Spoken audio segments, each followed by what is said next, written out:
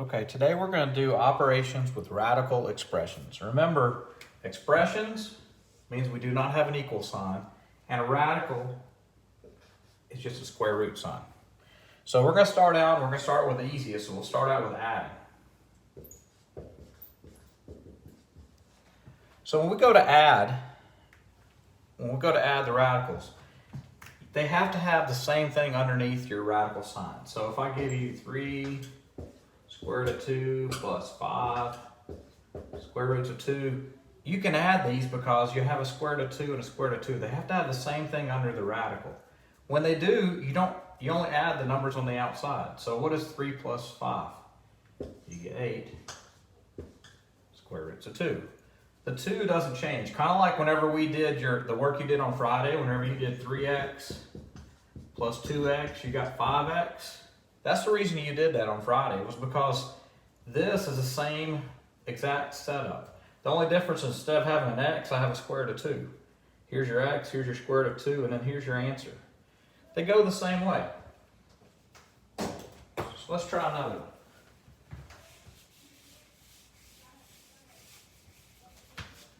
Let's try another one. Let's try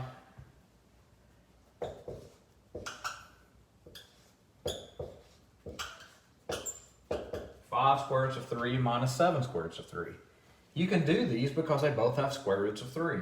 So you just add and subtract your numbers on the outside. And what is 5 minus 7?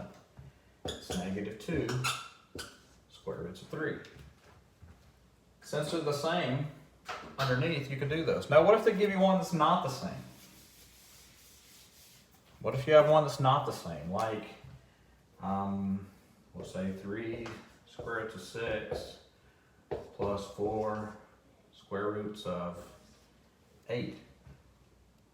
Well, there's nothing you can do with your 6 and your 8. Your 8 you can simplify down, but it's still not going to give anything with a 6. So these cannot combine. So you're done. They don't go anywhere. Now what about if they give you one that is like 2 square roots of 3 plus a square root of 12? What if they give you one like this? Well, 12 simplifies, doesn't it? What does it break down to? This 12 breaks down into 3 and 4, right? What is the square root of 4? 2, it comes out. So now I have 2 square roots of 3 plus 2 square roots of 3. Square root of 4 is 2. The 2 comes out. Your 3 stays in. So now I can actually simplify these. And 2 plus 2 is 4 square roots of 3. Okay, let's try another one. What if you have negative 5 square roots of 6 plus, no, we'll do minus. We'll do a minus on this one.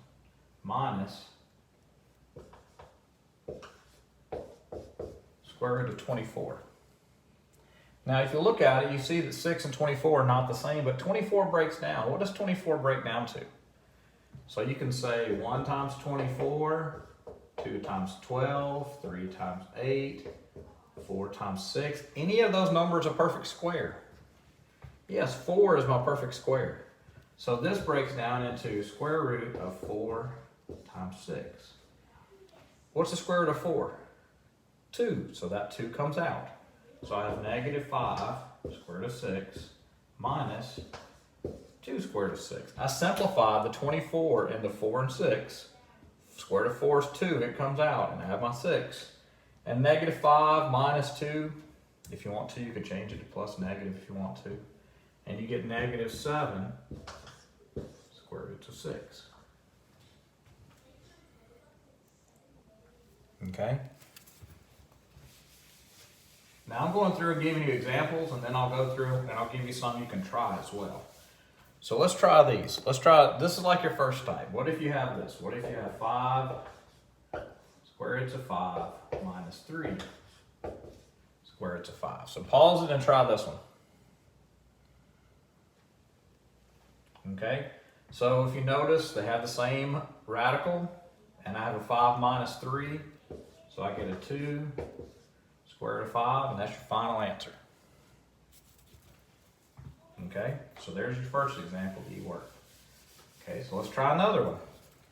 So this one you get 4 square root of 2 plus 3 square root of 8. Okay, pause it and see if you can do this one.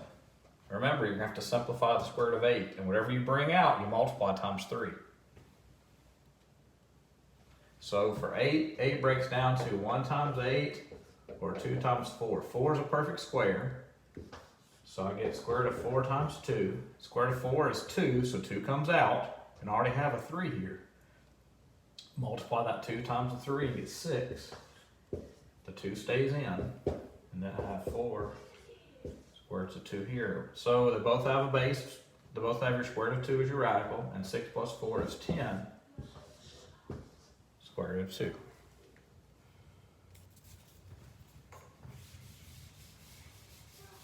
Okay, so that's pretty much adding and subtracting for what we're going to do today. Now we're going to do multiplying. There's 2 types of multiplying. One, you can just multiply like square root of 2 times square root of 5. When you do this, you just multiply the numbers that are underneath your square roots times each other. So 2 times 5, and you get square root of 10. You can also have it where you multiply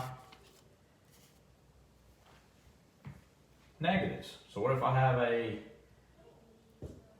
negative square root of, we'll stick with positives for a second. We'll do some more of these first. What if you have this? What if you have square root of 3 times square root of 6? What does that give me? 3 times 6 gives you square root of 18, but you're not done because 18 breaks down. What does 18 break down to? What numbers multiply together to give you 18? You can do 1 times 18 or 2 times 9. So square root of 2 times 9. So what is square root of 9? It's 3, so 3 comes out. So your answer for this turns out to be 3 square root of 2. You have to simplify your answer.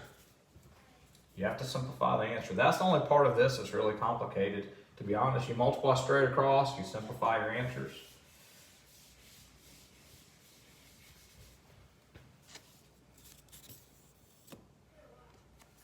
Let's see, so what else is there on here? What if they give you one like this? Square root of 2 times 3 times the square root of 3. Now if they give you this, you're still only going to multiply square roots times square roots and whole numbers times whole numbers. So what's square root of 2 times square root of 3?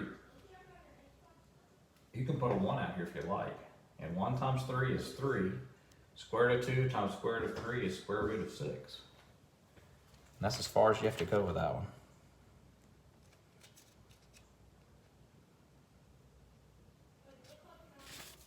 Okay, so let's try.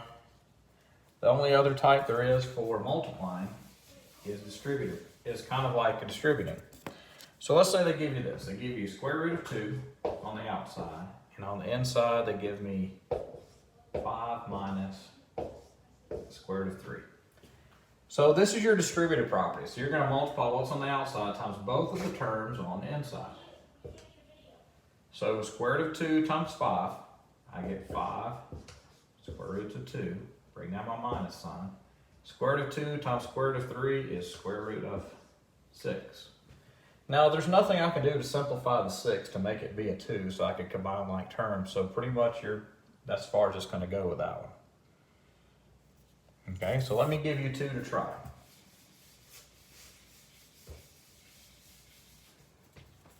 So here you go. Try this one with your multiplying. Let's try square root of 2 times square root of 6.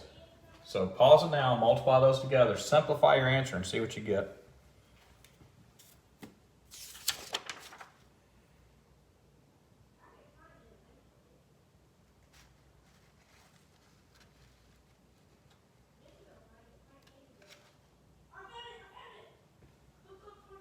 Okay, so square root of 2 times square root of 6 gives me square root of 12. 12 breaks down to, we can say 3 times 4, square root of 4 comes out, so I get a 2. that's as far as that's going to go. Okay, so let me go ahead and give you, you have 5 questions I want you to try. So these are your 5 questions. Question number 1. Question number 1. 5 square root of 7 plus 2 square roots of 7. Number 2. Square root of 2 plus a square root of 32. Remember, you can simplify square root of 32. The next one, square root of 3 times square root of 12. And you can simplify your answer. And question number 4 is square root of 5 times square root of 8.